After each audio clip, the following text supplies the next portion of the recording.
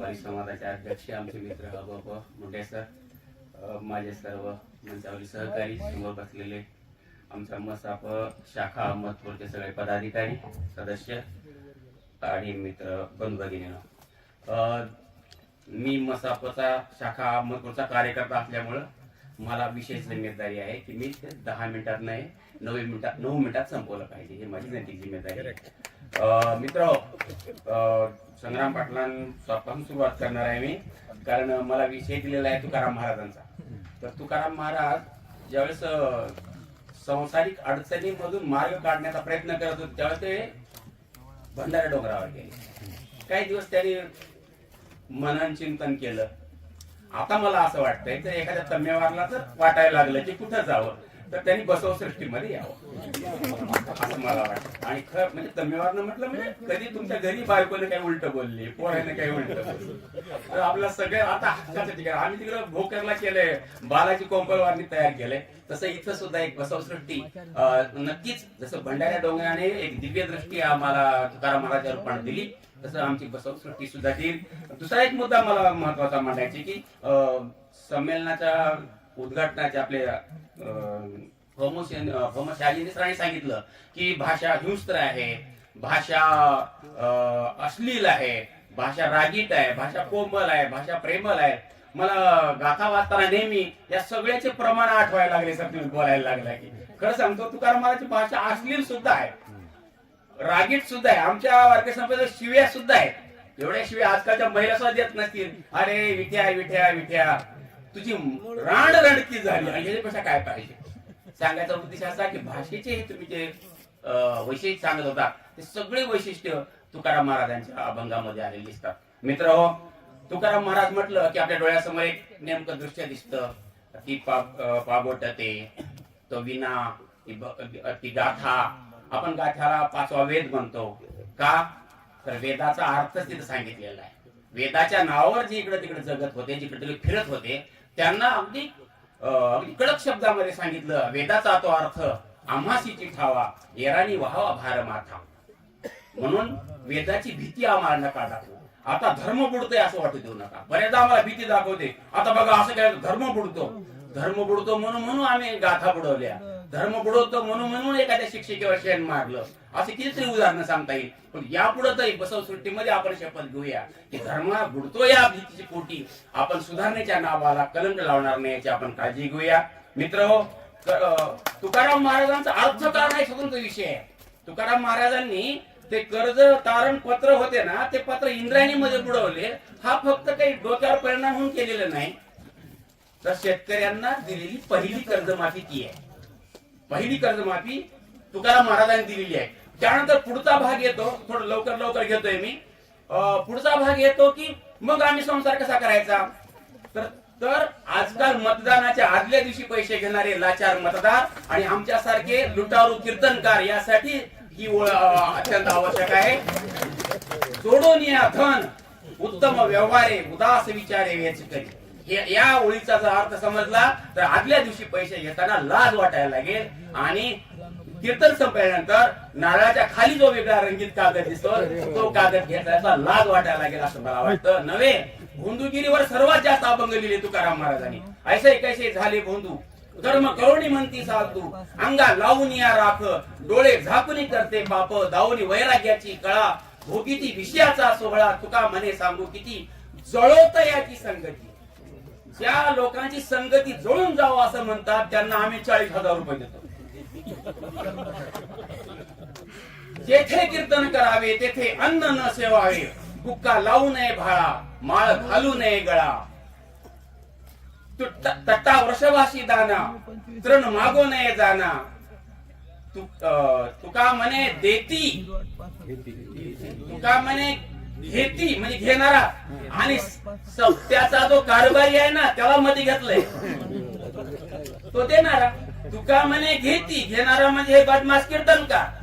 बदमाश हा शब्द फार तुकाराम महाराजांच्या मनात फार कोमल शब्द वापरलाय मी, याच्यापेक्षा वेगळा आहे. तुका म्हणे आयशा नरा म्हणले, पुढचं तुम्हाला सगळ्याला माहित आहे. तर तिथं घेती घेणारा कीर्तनकार आणि देणारा तो सत्याचा कारभारी, याचा अर्थ समजू नका फक्त वारकरी संप्रदायामध्ये हा नियम सांगितला नाही तुकाराम महाराजांनी. हरी सप्त्यामध्येच हा नियम आहे आणि शिवनाम सप्त्यामध्ये हा नियम नाही असं कोणी समजू नये. दोन्हीकडे हा नियम लागू पडतो. म्हणून देती घेती दोघांच्या हातात एकच हातकडी दोन्हीकडे बाजूला. या पद्धतीनं तुकाराम महाराजांनी वर्णन केलं. असं कितीतरी सांगता येईल आपल्याला. यज्ञाच्या बाबतीत, यज्ञाच्या नावावर किती किती आम्ही ढोंग करतो. यज्ञाच्या वेळेस सांगितलं तुकाराम महाराजांनी, अरे काही गरज नाही यज्ञाची, एवढी झाडं तोडायची आणि हातीच्या सोंडा इतकं तुपाची धार सोडायची काही गरज नाही. राम म्हणे वाट चाली, यज्ञ पावला पावली. तोंडाने फक्त देवाचं नाव घ्या, राम राम म्हणा. आम्ही म्हणतो हरिमुखे म्हणा, हरिमुखे म्हणा, पुण्याची गणना कोणीतरी.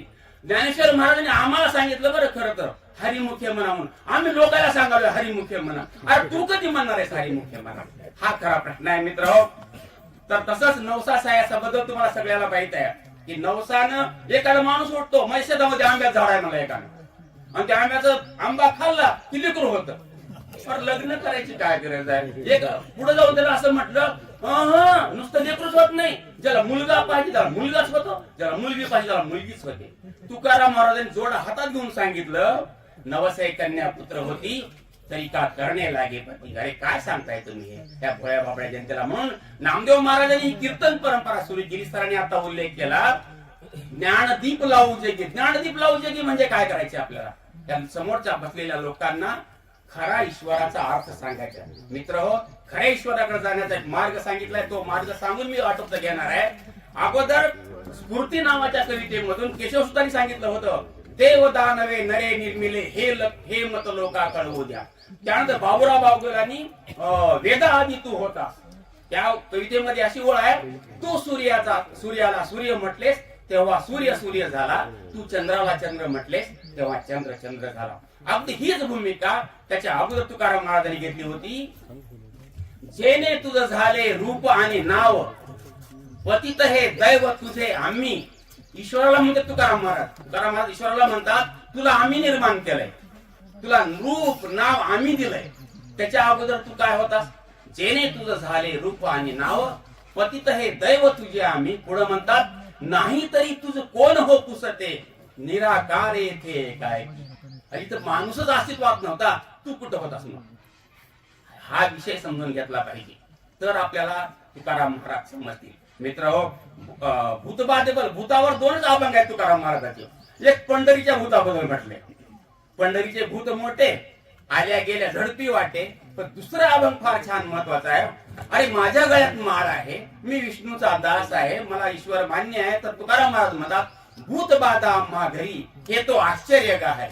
भूतबाधा होऊ शकत नाही हे तुकाराम महाराजांनी ठणकावून सांगितलं. जरी आम्ही काहीतरी शुगर कोटेड सांगून तुकाराम महाराज वैकुंठाला गेले तरी सांगत असू, तरी तुकाराम महाराजांचे फक्त एक दोनच अभंग आहेत त्याला पूरक. बाकीच्या बहुतांशी अभंगामध्ये किमान 50-60 अभंगामध्ये तुकाराम महाराजांनी वैकुंठावर टीका केलेली आहे. तुका म्हणे गर्भवासी सुखे घालावे आम्हासी. याचा अर्थ वैकुंठ पद पाहिजे का? पंढरपूरला वैकुंठ म्हटलं तुकाराम महाराजांनी, यापेक्षा काय असावं? मित्र हो, जातीभेद आणि धर्मभेदाबद्दल खूप बोललं जातं. कबीर मोमीन, लतिफा मुसलमान, सेना नाही जाण. आता सरांनी घेतलं होतं उदाहरण, हे आहे.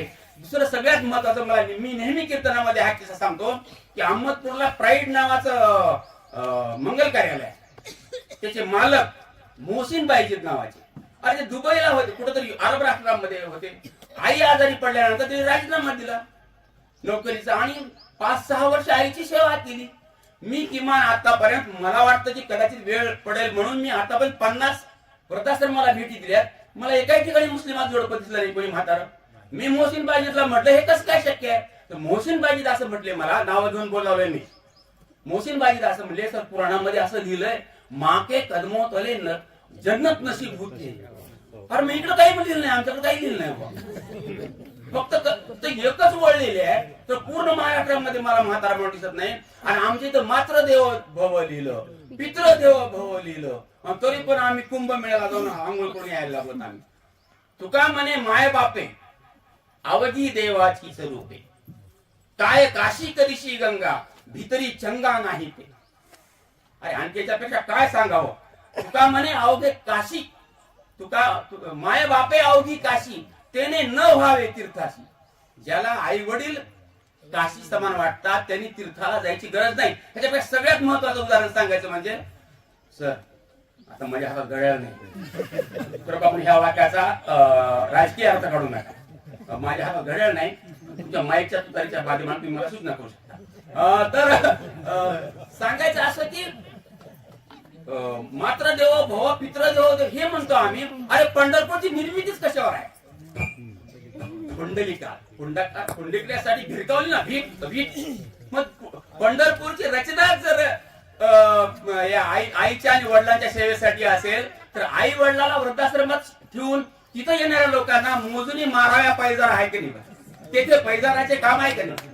तुका म्हणे ऐसे मायेचे बाविंद त्यापाशी गोविंद नाही नाही असं सांगितलं, ठणकावून सांगितलं तुकाराम महाराजांनी. म्हणून या गोष्टीचा विचार करा मित्र.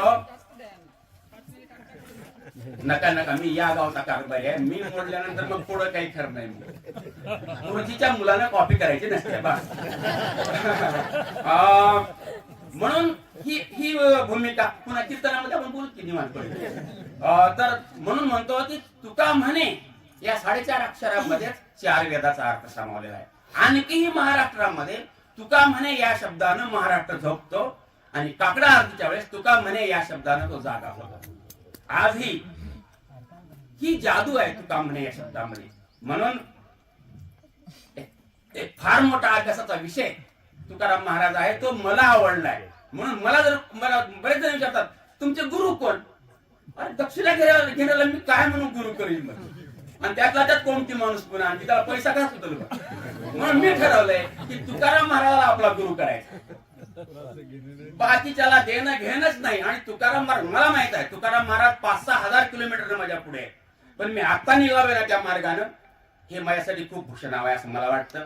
या ठिकाणी मला बोलण्याची संधी दिली, थोडी गडबड झाली मान्य, परंतु निवांत कीर्तन ठिकाणी आपण निवांत बोलूया. या ठिकाणी पुन्हा एकदा संयोजकाचे आणि सर्वांचे आभार म्हणून मी माझे 2 शब्द संपवतो. धन्यवाद.